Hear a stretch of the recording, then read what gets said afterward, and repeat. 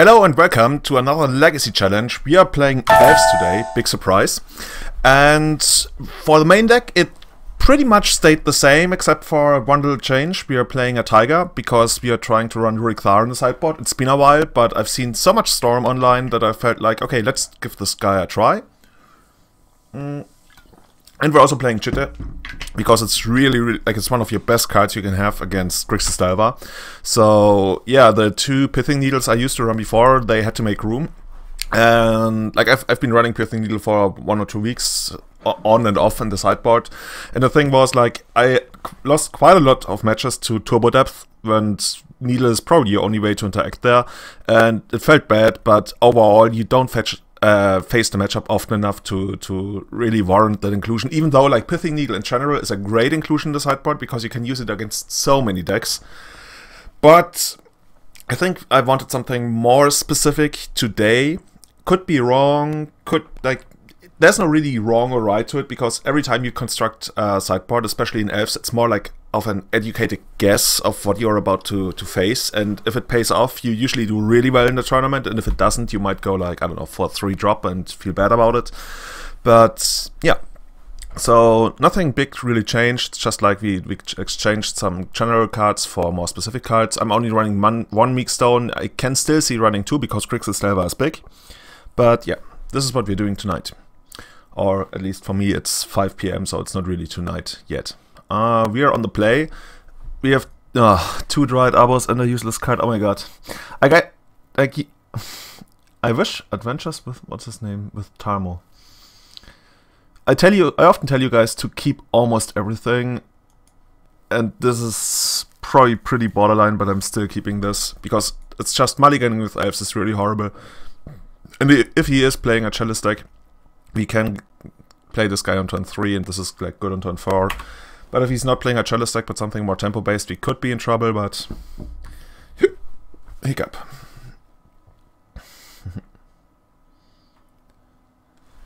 What is this? Oh, okay.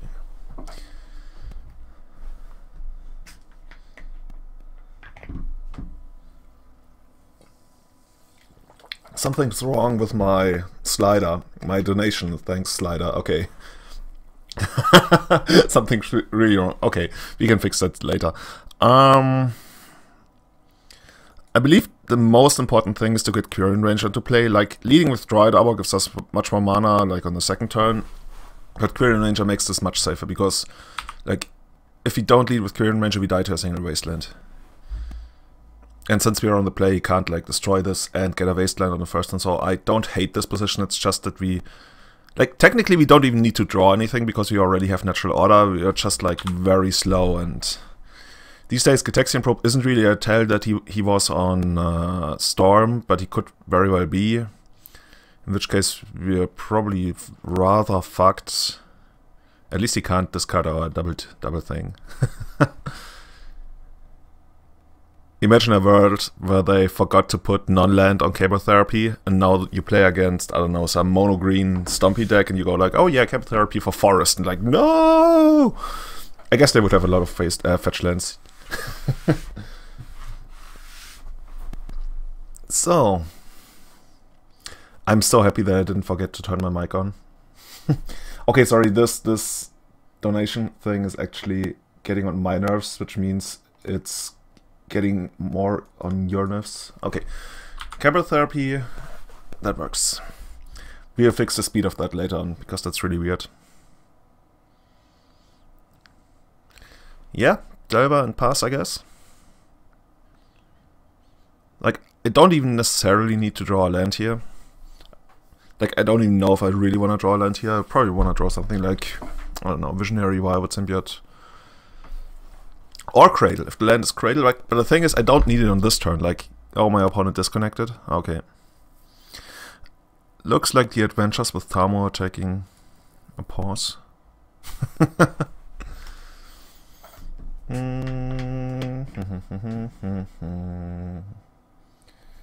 Oh, and this also looks weird. The donation goal is looking weird. While we're waiting for the opponent, let me try to work on that. Where is it?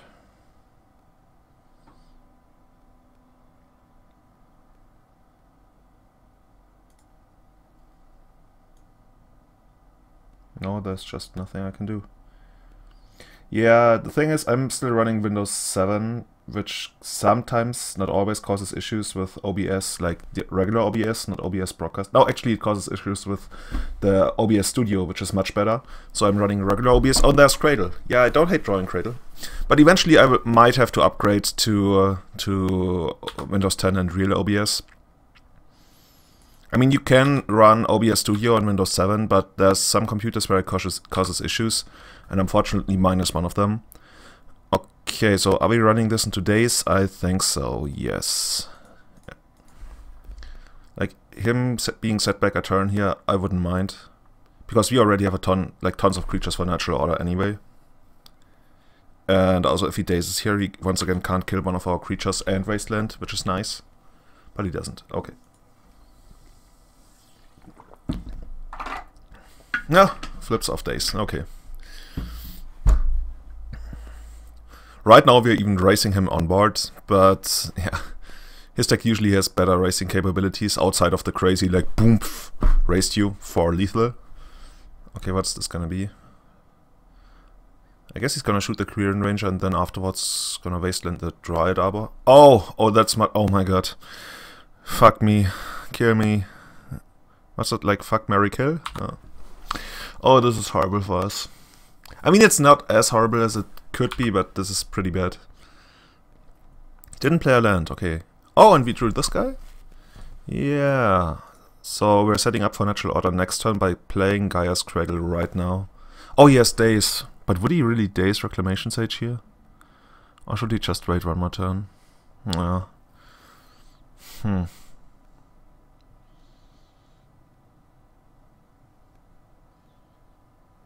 I think I'm gonna wait one more turn.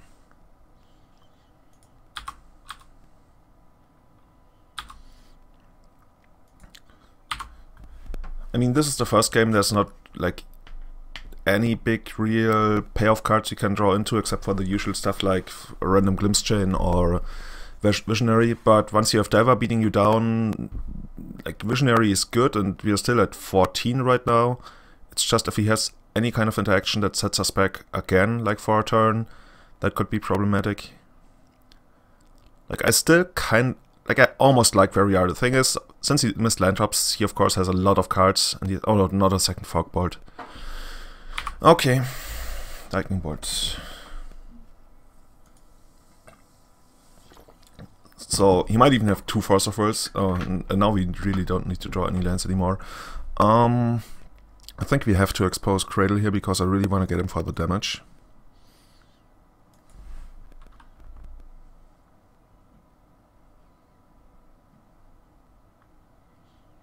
Because if he actually keeps missing all the land drops, we might still somewhat race him, and then we have Deathwatch Champion in our deck, which matches up much better against him not having lands. Okay, so he attacks right away.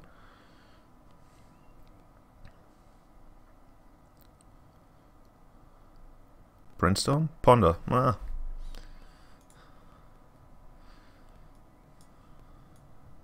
Oops, I didn't mean to do that. Didn't shuffle. Found it. Oh, that's. Oh no, I know what that is. Cable Therapy? No, okay. No main deck Cable Therapy. Yeah, so now things have changed. Now we're not racing him anymore. So we have to try for Natural Order, which will likely be counterspelled. Or Force of Will in this case. I guess technically he could Daze this, so we would need to tap one of our creatures, so I should have played this first. And then this is trading for Force of Will, most likely. Yeah. And now we have to draw one of our BK makers. I wonder what... No, he's not gonna trade here. That's like the worst elf in my deck, almost.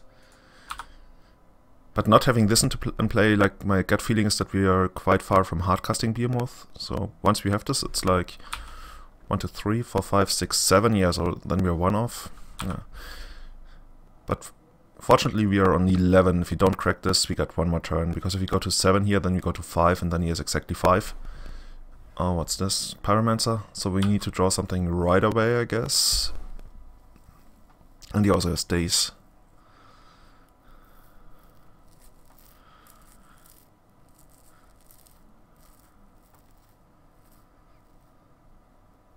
Oh, but if he taps out, then he can't activate Deathlight Shaman. But does it really change? Basically, by keeping up Deathlight Shaman, he denies us the use of this land. No, it's okay. Okay, so he's got Daze and 2 unknowns. This would be really sweet if it worked.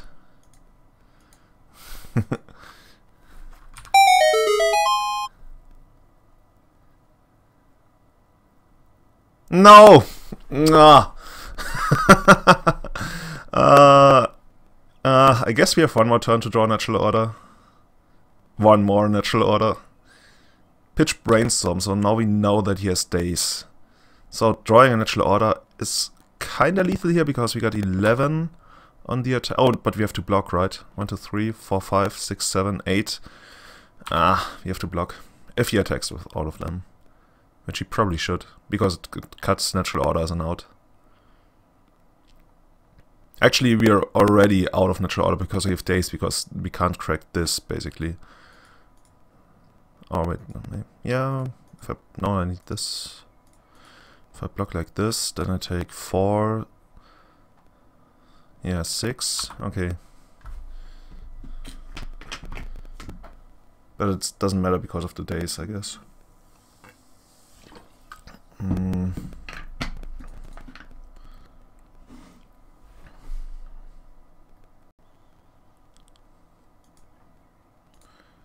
Yeah, I think, yeah, there's nothing we can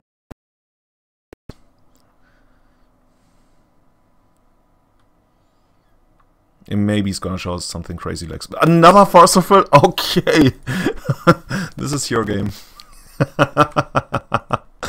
Okay, Adventures with Tamo. There wasn't even Tamo. I doubt there's gonna be.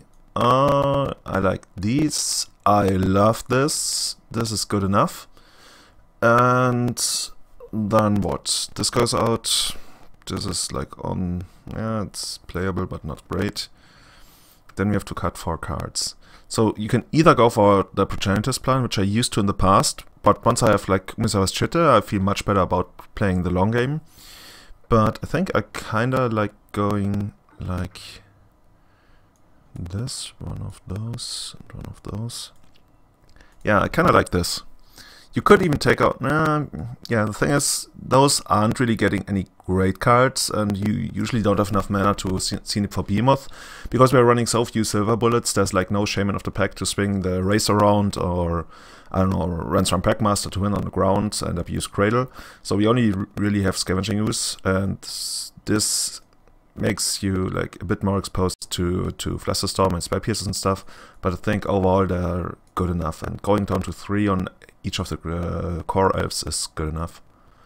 So let's just try this. This is basically the previous configuration when Mercus was still around for elves, where you had like 3 natural orders and 2 Behemoth.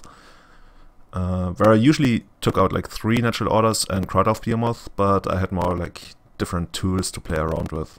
Right now this list is still pretty straightforward.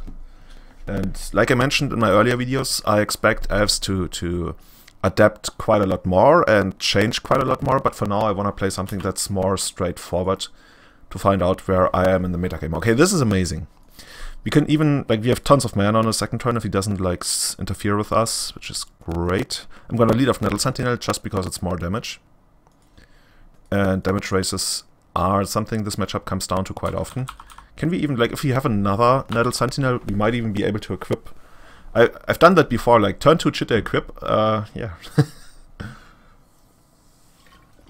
Let's see. Oh, I hate this. Can't we ban this card, seriously? Or, like, I'd have preferred for this card not to be printed at any point. I think Legacy is the only format where Probe is not restricted or banned, is it? Oh, like, I don't know, no, that was... Oh, did they even restrict Probe in Vintage? They might, very well might have, I don't know. They restricted Gush. What was the other card? Could have been Probe, I don't know. Thing is, Probe doesn't do anything overpowered, but it does something very boring. It completely removes one very important aspect of Magic, and that is the playing with probabilities. Not playing with actually known information, but like one really, really big skill in Magic is that you can't know the outcome of like a couple of turns, so you have to like estimate how likely certain things are, and then like you don't actually actively calculate your odds, but you've got like feelings about it, and you play in a certain way, and then sometimes you get blown out, and sometimes you don't. So only really in the long run is where the good player shines, and Gitaxian Probe kind of takes that aspect away, and that's pretty annoying. Or actually, more, it's not annoying, but it's like sad. Okay, that's right. So let me see. So if I play this, then I go to 3, and assuming this resolves, then I go to 4. Then I go to. I've got 3 mana. Say I do this for Quirion Ranger, then I'm down to 1 mana. Then I go to 4 mana, and then I still need to untap the Nettle Sentinel. 4 mana, then say I get Wirewood Symbiote, then I have 2 mana, untap Quirion Ranger, replay, no that doesn't help because I'm missing a forest. Okay, so let's try something else. 3, then I get Birchlaw Rangers, then I've got 1 mana, no that doesn't work. No, I would have needed a second Nettle Sentinel. Or like a Nettle or a Quirion Ranger in hand, maybe. Anyway, I think there's no way I can do this. Or maybe I'm tired? No, let's see. The only way I can activate all of them afterward. Oh, what if I get a Wirewood Symbiote first? I get 3 mana, then I get Wirewood Symbiote. No, then I don't have enough mana. This is tricky, but I think it's undoable. Or I could not play Visionary, but I could send it for another Nettle Sentinel. Oh yeah, that might work. I do this, then I send it for Nettle Sentinel, I got 3. Then I play Visionary, then I got... Oh yeah, this might work. This very much looks like it could work. Let's try this.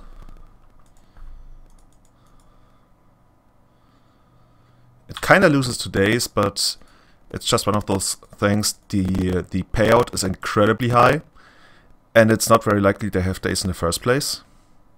And if they do, it's, well, so be it. But if they don't, it's like great. And by great, I mean game-winning great. So I do it like this.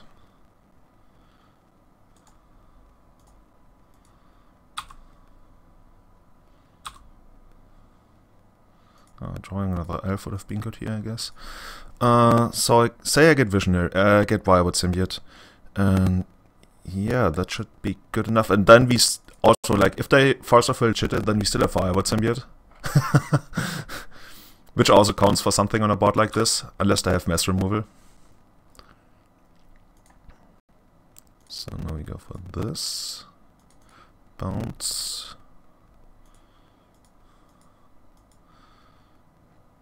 Then we... Oh no, if I play this... Oh yeah, so I need to draw another elf, yeah, that was the point.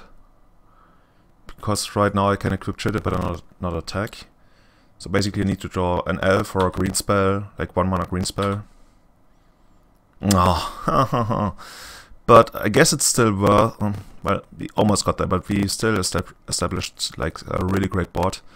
It's still better to play this right now because I don't want to get a Capotherapy in case they brainstorm into Capotherapy on the next turn.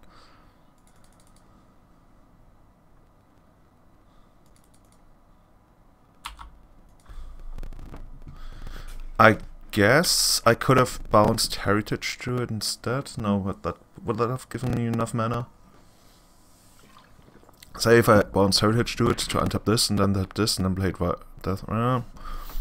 The thing is, then I draw 1 fewer card, and then I also give up on the chance of like drawing a 1 mana creature or anything to untap the Nettle Sentinel, and I kinda like those odds much better, because if that works, we draw an additional card and we attack with Chitte, whereas on the other line that I haven't like fully explored in my head yet, we might have been guaranteed to use the Chitte, but given how likely it is for us to get the even better payout, I think I like the other line better, but it's not guaranteed. Then we have like 3 mana, 1 mana.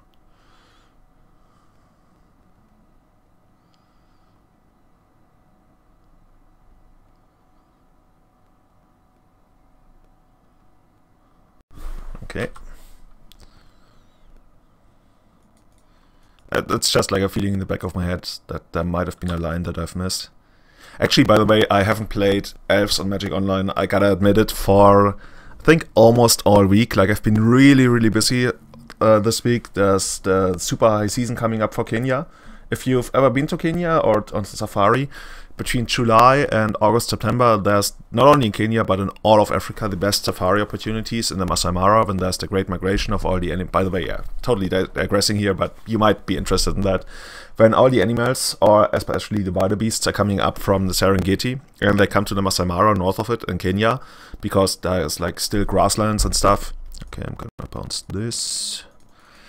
So they come there for food, and all the predators are also coming there, like especially lions, leopards and stuff. And yeah, there's a very small area, like it's less than 10% of the Serengeti, but all the wildebeests are coming there, so the animal density is through the roof. Like, and you can see them crossing certain, like the Mara rivers or other big rivers, and it's totally amazing, because they get there and they know they have to get to the other side, but they don't really want to go because there's crocodiles and lions on the other side. But the other option is to just starve, and you don't really want to do that.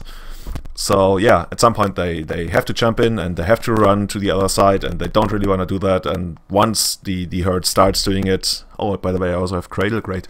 Yeah, all of them keep crossing for quite a while, and it's spectacular. And that's what you do. It's between July, August, September, sometimes early October in the Masai Mara in Kenya.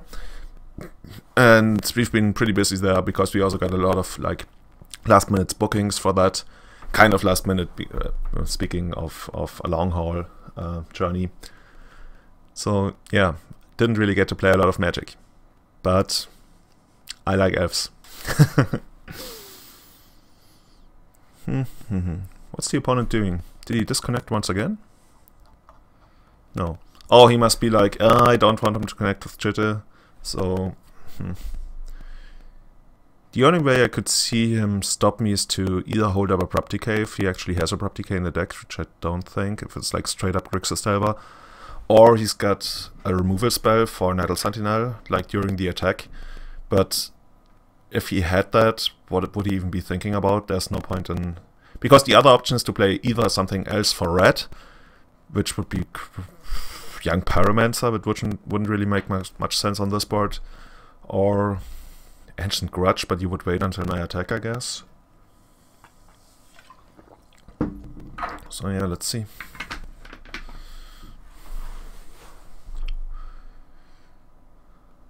I guess you could actually shoot this on your turn if you were him, because that way you make Cradle slightly worse, and technically you also turn off these 3 tapping for mana. So, guess we're about to find out.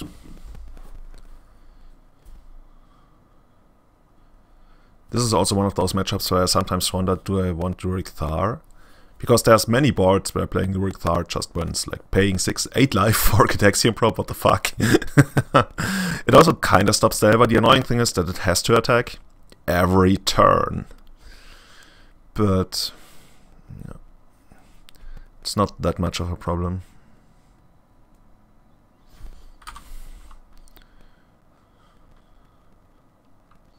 Needle. Oh, Needle is great. Needle is amazing. Now we need to draw Abrupt Decay. And if we do, it's devastating for him. I mean, even Natural Order would probably be good here, because we would reduce him to like only 1 card in hand. Deathwatch Gem is not what I was looking for. So now we can get counters and shit it, but we can't use them yet. That's cute. I'm gonna lead with... Thing is, I kind of want to lead with Deathwatch Gem, because that makes Gaia's Cradle better, because then we can play Visionary and untap these and then still have Cradle up. On the other hand, if I lead with Visionary, I can draw Glimpse. And if I draw Glimpse, this is much better. And I think that's overall better. Yes. Oh, do I stop this? Yes, I would like, and always yield.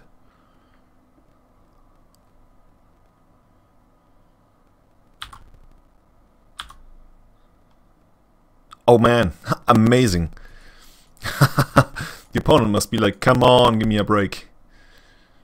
And a break we will not grant. More mana. More mana, more good. Can I draw Cradle? Can I? No, I don't want to draw Cradle. There's infinite cards I want to draw, but Cradle is not one of them. 99 cards, but a Cradle ain't one. Okay, so I think I'm gonna play. I'm just gonna attack here, and then play Deathwatch Shaman post-combat.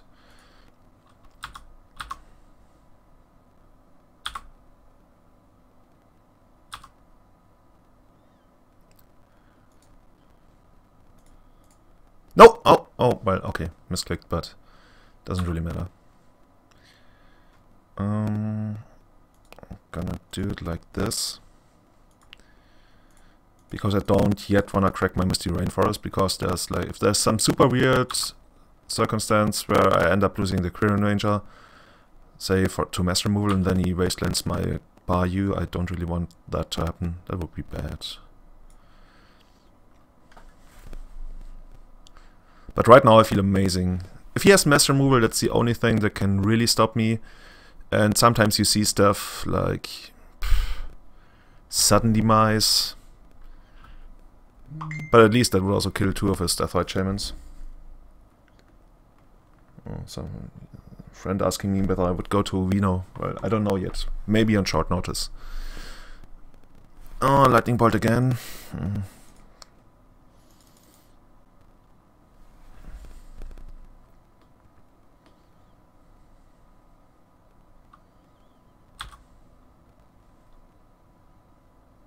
Pendelhaven would also be insane on this board, because then suddenly there's this, and Dryad Arbor gets to attack.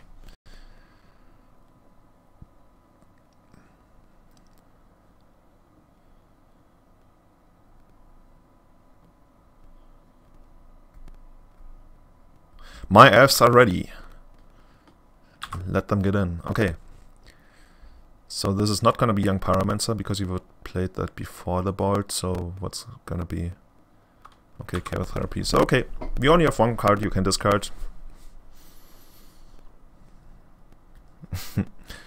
And the card you really want to discard, it's still on top of our deck. I'm sorry. You could make a case for fetching Bayou right now, before I draw. Because if I draw a Bayou afterwards, then this is not gonna get Bayou anymore, but maybe this doesn't even wanna get Bayou. On the other hand, the thing is, if I draw Bayou, then I can still play this and fetch, and then I have this for Dryad Arbor. But do I even wanna get Dryad Arbor? I think I'm gonna fetch right now.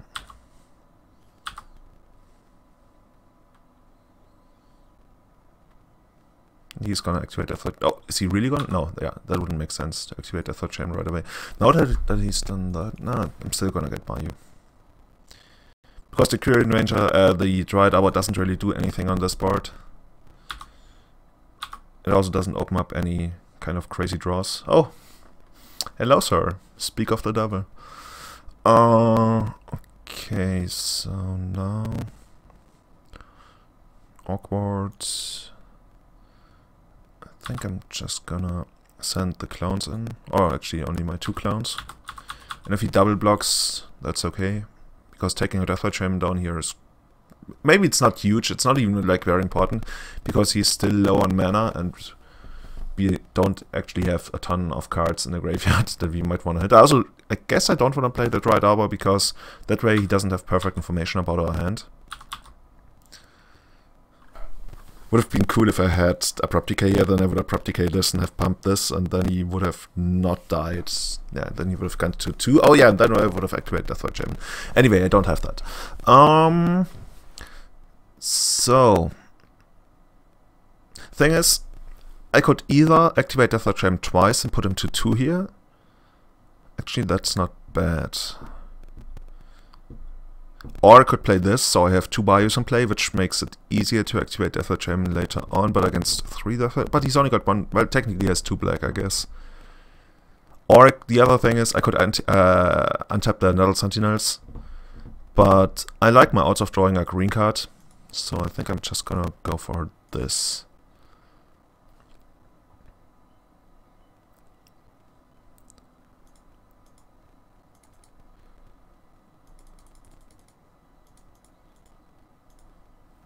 What else do I want to take? Lightning bolt.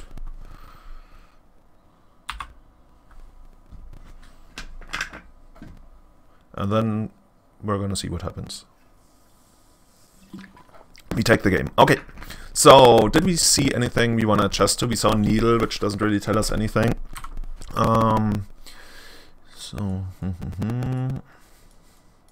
Kind of want the fourth Nettle Sentinel, but there's not really room. Nettle Sentinel is kind of like Scavenging Ooze, as in it gets to attack past Deathwatch Shaman and still gets like hard blocked by Young Pyromancer tokens.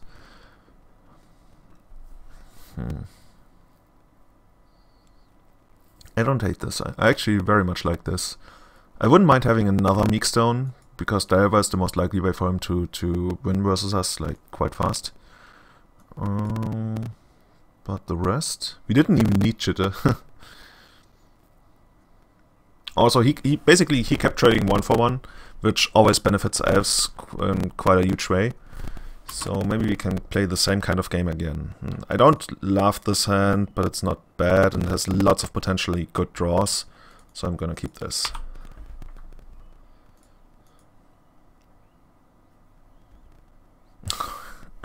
Once again, this is so annoying.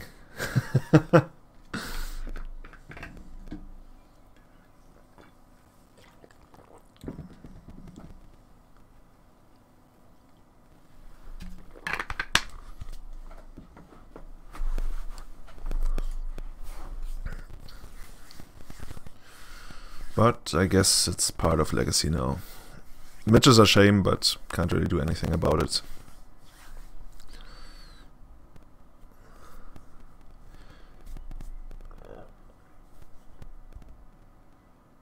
Discard? Or Deathrite? Okay. Maybe we can draw our own Deathrite Shaman! Yeah. I really wanted to draw this.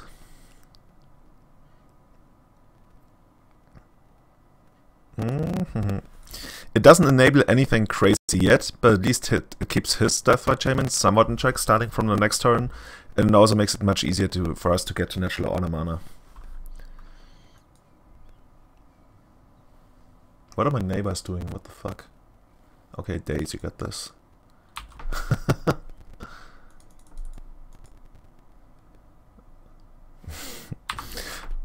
Okay, here we go. Daze is always great when you have turn 1 acceleration, because you still actually get to stay ahead like you're supposed to when you're on the play. Whereas if you don't have acceleration and you daze their first turn play, it's like suddenly they are kind of on the play, but they don't have a turn 1 play, and they also get to draw an additional card, and that's weird. So, I really want to play Dryad Arbor now and Violet Symbiote, but that runs into Daze again. Kind of needlessly, because we wouldn't accelerate into anything. Also, since he has Forked Bolt, maybe I don't even want to do that in the first place, because if I do that and I get away with it, and then he goes for Forked Bolt, I'm in big trouble. So I think I'm gonna do it like this. So that way, I guess if he has Daze into Forked Bolt, then he can kill the Violet Symbiote, but that's not even good. It's like trading 2-for-1. And then next turn we can play the Dryad Arbor, and we are still protected against Forked Bolt, kind of. Like, Forked Bolt suddenly becomes a 1-for-1.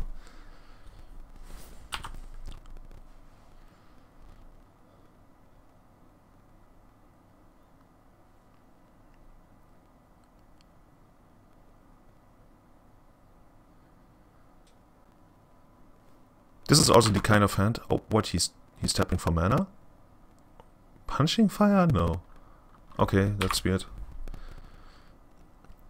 The more cards he spends on trading 1-for-1 without having an actual clock, the better I feel. It's just, I really don't want to draw any more big mana spells. Oh, and we could be... we could be stripped of both natural orders here, if he's got Cable Therapy. That would be unfortunate, I guess. So worst case scenario, he goes Young Pyromancer, land, Cable Therapy. At least he still gets to only hit like one kind of card. But yeah. Assuming he doesn't have Cable Therapy with a hand like this, I always feel like now I wish I had some big guy in the deck who's not dependent on us having lots of creatures. Because once the first natural order gets countered, it's really hard to get to a point where the second natural order actually does something meaningful. Like you can sometimes get a Behemoth and attack for 10, worst case scenario you attack for 6, and then it's just like a 5/5 Tarmogoyf, kind of, and that's usually not very good against the Grixis style of deck. But yeah. Him brainstorming here is probably something that's good for us, because it means he's got nothing else to do. So his hand might either be very reactive or just bad. Or his hand is great, and he's if he draws a land after brainstorm and he was willing to gamble on that, which is usually the correct play. Okay, Delver. Yeah, that's something, I guess. At least that makes him consider Force of Willing. But I really want to keep the Dryad Arbor here. Just don't kill my Dryad Arbor. Oh no, that's another Lightning Bolt. That's also one of the best ways to fight Elves, is like to really try to stumble their early mana development. To make them stumble on mana. Okay, what is it gonna... Another probe, okay. Guess that doesn't tell me anything. At least Meekstone would be kinda good here, but we need to draw it soon, because otherwise Deathwatch Shaman is also gonna take us out. By the way, there's flies. Once it gets hotter in Germany in the summer, suddenly flies appear out of nowhere. Well, I guess it's not... Okay, now therapy would be devastating. Please don't have therapy. Okay. So we go to 14, and then we go to 9, and then we go to 4. So we go to 14, then we take 5, that's 9. Then we take another 5, that's 4. Whereas if you go to 15 here, then we go to 13, then we go to 10, that's still good. Okay. Okay. I think we are not casting either of the natural orders this game anymore. Because there's just not enough time.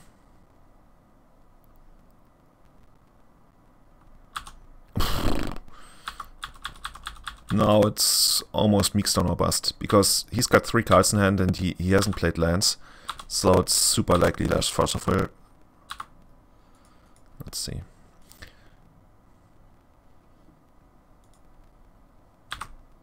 Land? Creature! I mean creature! I don't want to draw land. Creature. And preferably 1-mana creature like Deathwatch Shaman, maybe. Oh, come on, what are you waiting for? Oh, another Lightning Bolt? Okay. Oh, what's this?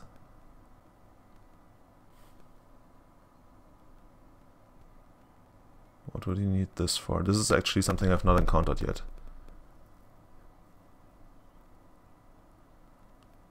Rakdos Charm? No. What would you need this kind of mana for? Punishing Fire is the first... Oh, Electricary? Oh, okay, okay. So I can save it by tapping Pendelhaven, but it's... Yeah, it's basically it's Fire Ice, or it's Ice for my Pendelhaven, but you don't get to draw a card. Ah, land. Anyway, so we still get to survive. I have to... I think I might even have to play Cradle, because if for some reason my Glimpse works and I draw into another Cradle, then I can use that. It's exposing it to Wasteland, but he hasn't, like, he could have Wastelanded before and he didn't. So maybe I should just go for that. Is Delver gonna flip? Likely, and even if I 1/1 Delver attacks, I'm not gonna block, so I'm gonna send Dryad Arbor in there.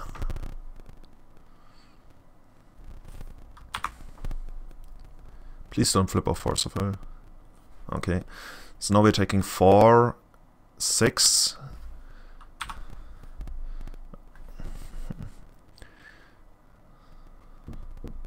Oh, there's Wasteland. Ah, insult to injury. So I guess he just drew this. Yeah, I guess there's a ton of cool cards he could draw here. Let's try for the Glimpse. It's super unlikely to succeed, but if we draw Nettle Sentinel into, say, Quirion Ranger or something, it could work. Do I even need to protect this from Daze?